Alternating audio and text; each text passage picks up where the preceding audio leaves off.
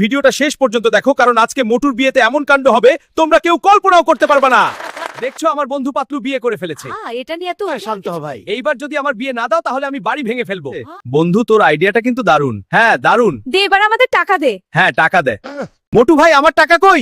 এই নাও তোমাদের টাকা, 50% কম, বাকিটা কাজ হলে দেবো। এই বুড়ো সারাদিনটা তো খালি খাওয়া।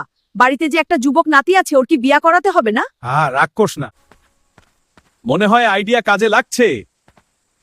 এই মোটু, তুই যে বিয়া করতে চাস, মাইয়ারা যদি বলে জামাই কি কাজ করে? দাদু বলবা জামাই 10-এর কাজ একলাই করে। ঘটক, টাকার চিন্তা করার দরকার নাই।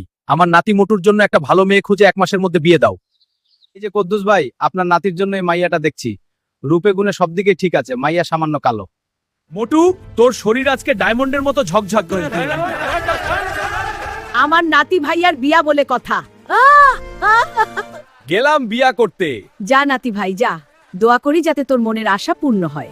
এই আমার মাইয়াটারে তোমার হাতে তুমি ভালো কইরা দেইখা রাখো। আমার মাইয়া কিন্তু ভেতর থেইকা ভয় পায়, আমি খেয়াল রাখবো। দাদি কই গেলা?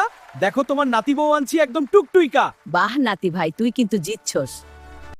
এই নিন, দুধ খেয়ে নিন। বউ, এই গ্লাসে দুধে হবে না, আমার জন্য সিঙ্গারা নিয়ে এসো। সিঙ্গারা খেলে অনেক শক্তি পাই আমি। চলো এবার শুরু করি বউ।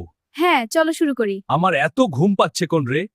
এখনই ঘুমাবে? ওই মোটা হাতি তোরে দুধের সাথে ঘুমের ওষুধ মিশাই দিচ্ছি। এখন আমরা পালাই, আর কেউ আটকাতে পারবে না। হ্যাঁ চলো।